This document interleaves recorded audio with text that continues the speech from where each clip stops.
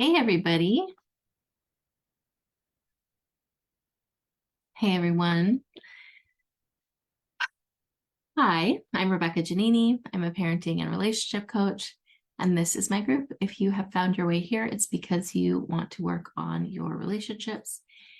And if this is your first time, welcome. I go live every single week on Mondays at 5:30 p.m. Pacific Standard Time, and I do take topic requests. Tonight's topic is the difference between punishment and consequences, and why one is more effective than the other. So if you have ever found yourself taking away your kids' tablet or taking away their toys or doing something or offering threats and punishment in order to try and shift their behavior, this live is for you. So first, I want to talk about a couple of the main differences between punishment and consequences so we know what we're talking about. So punishment, the whole point of a punishment is that it's punitive. It's to make somebody pay for their behavior. It's to make somebody pay.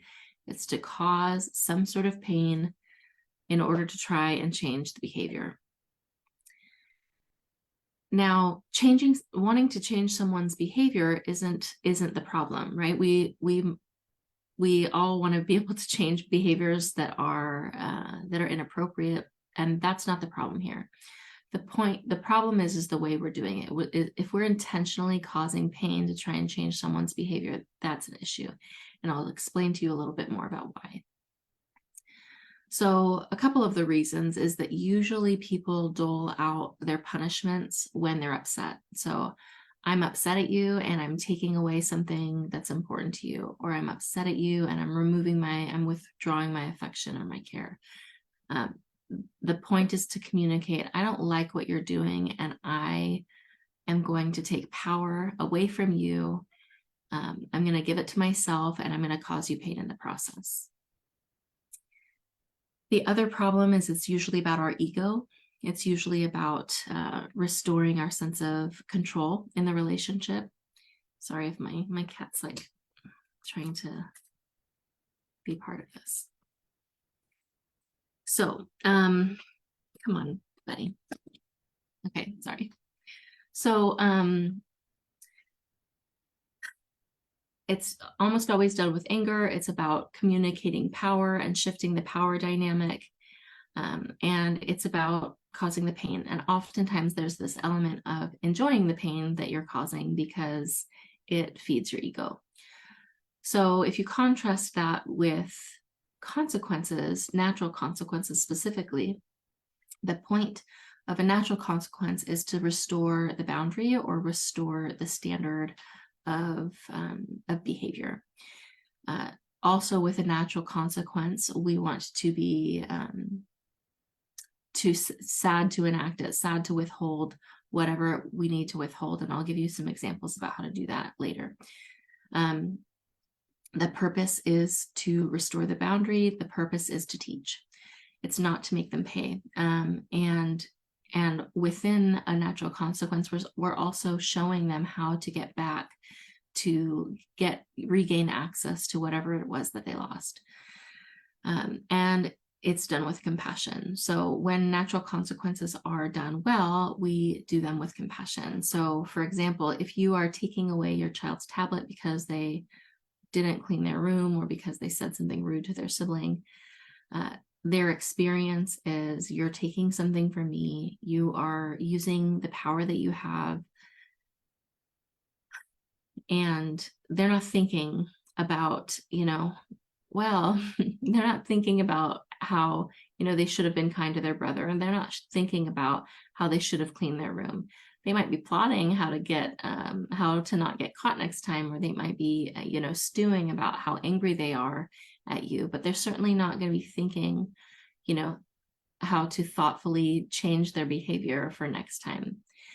And that's the whole point of a natural consequence. When we're able to enact a natural consequence with sadness and compassion, we are showing them that it's sad that we don't get to play Roblox tonight. I was looking forward to playing Roblox, and unfortunately, we can't play tonight for such and such reason. Now, the another difference that I didn't cover yet is that a natural consequence, because it's used to restore the standard, is going to be it's going to be consistent with whatever violation that they offered. So I'm not going to take away a tablet to when they're having a hard time cleaning their room. Those two are probably unrelated.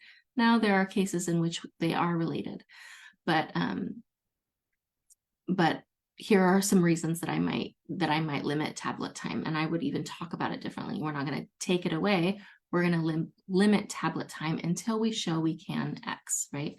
So if we are on our tablets because, if we're on our tablets and speaking to each other with disrespect because, we want a couple more minutes, well, that might make sense to limit tablet time. If tablet time is what's getting in the way of us offering respectful communication, well, then our bodies are showing us that maybe we can't handle tablet time. Until we can start speaking to each other with kindness when it's time to turn off our tablets, it might make more sense to limit our tablet time so that we can give each other the communication we deserve. So that is sort of an example of a time where,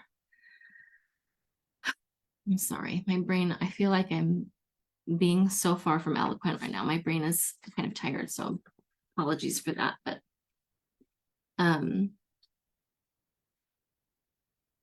we want to make sure that the natural consequence fits the violation. And when it doesn't, then that's also when it feels unfair. So when you take away tablet time because they didn't clean their room, they're not going to make that connection. But when we can't speak to each other with kindness when it's time to turn off our tablets, so maybe we need to take a break from tablets until we can start respecting each other while using media, that is very easy to see the link. Now, they're still going to be frustrated. They're still not going to like it. And that's why it's so important to use compassion when we are establishing consequences, because we want to be sad when we have to limit their access to something that they want. We want to be sad about that, and that we want that sadness to be palpable to the child. They might not like what you're doing still, but we want it to be so clear that it's not about power. It's about making sure that we're speaking to each other with kindness. It's about making sure that we do whatever it is we're trying to do. And I would look at the 4 principles for healthy relationships here. A brief overview would be that everybody deserves to be listened to when they're struggling, spoken to with respect, even when the speaker's upset, their body safety to be respected, and their boundaries to be respected. So those are the 4 principles that we try and make sure that we are living by in our relationships. And usually one of those is going to be in violation. And so when we are enacting consequences, it's going to be to restore that balance, not to make them pay, not to cause them pain. And when our natural consequences do cause them pain, we want to show up for them in compassion for that. We want to show them the way back to getting access to whatever it is they lost. Now, you might end up doing the same thing. Like, you might still end up taking the tablet. But if I do it because I'm angry at you, and I do it because I know you're going to be upset about it, and I do it because I'm mad at you, that's very different than I'm doing this because I'm sad. I'm doing this because we just can't speak to each other this way, and media is the thing getting in the way of us treating each other with respect. Those are 2 very different things, even though at the end there's the tablet is still removed. The way that we carry it out changes it from being a consequence or a punishment. And sometimes people get stuck on an idea that a punishment is needed. Sometimes it's punishment enough that, trust has been broken, and we need to talk about that, and we need to work on restoring that. Sometimes the consequence of, speaking to their sibling in a hurtful way is that we have the work to do to do that repair work and to fix the relationship. So we don't always need a given consequence. Sometimes there are enough consequences to just correcting the behavior in itself. So we don't want to be on the lookout always trying to create a consequence, because sometimes the natural consequences happen on their own. And those are enough. So, a child who didn't finish their homework and has to show their teacher that they didn't do that homework in the morning, or has to, wake up early to finish their homework because they spent too much time on the tablet, that's a natural consequence. We wouldn't, I had a client who was we were talking about this week, and the parent wanted to kind of rescue them from the natural consequences. And the natural consequences are helpful and normal. And so the parent was kind of tempted to, stay up late with them and, make sure that they got their homework in on time and that sort of thing. But we don't want to rescue them out of the natural consequences, but we also don't want to abandon them in the consequence all on their own. So instead of them pushing back their bedtime and, them scrambling before bed, which would cause them to have a worse morning, the natural consequence is, hey, we got to wake up early for school, and you got to sit at the table, and we don't have time to kind of have a relaxed morning. Or we have to show up to school without that assignment turned in, right? And so we want to learn that balance between letting them feel the negative consequences of their behavior and not rubbing their faces in it, not shaming them for that, but not abandoning them in it either. So sometimes our parents' generation, they tended to punish, and they tended to punish with shame. And then when we were dealing with the consequences, we had to deal with it on our own a lot of times. And so this is very different, and it might feel really strange at first when you're offering natural consequences and when you're showing compassion while you're showing those, while you are enforcing the consequences. But it's so much more effective. And at the end of the day, your kids end up feeling like they can count on you to help them with their mistakes. And that's so profound, because right now we're talking about homework and tablets and, and saying mean things to their sister.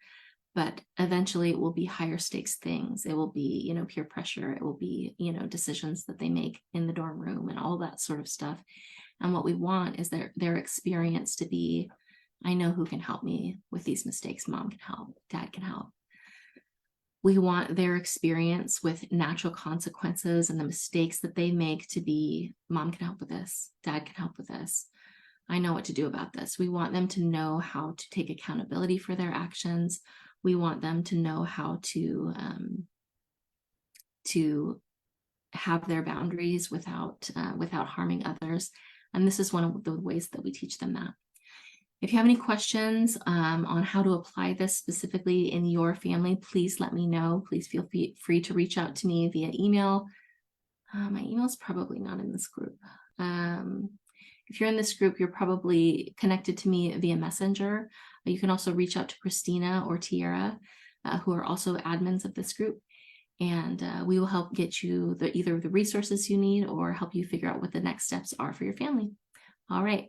Take care of yourselves, be gentle to yourselves, and I will see you next week on Monday at 5:30 p.m. Pacific Standard Time. Okay, take care. Bye-bye.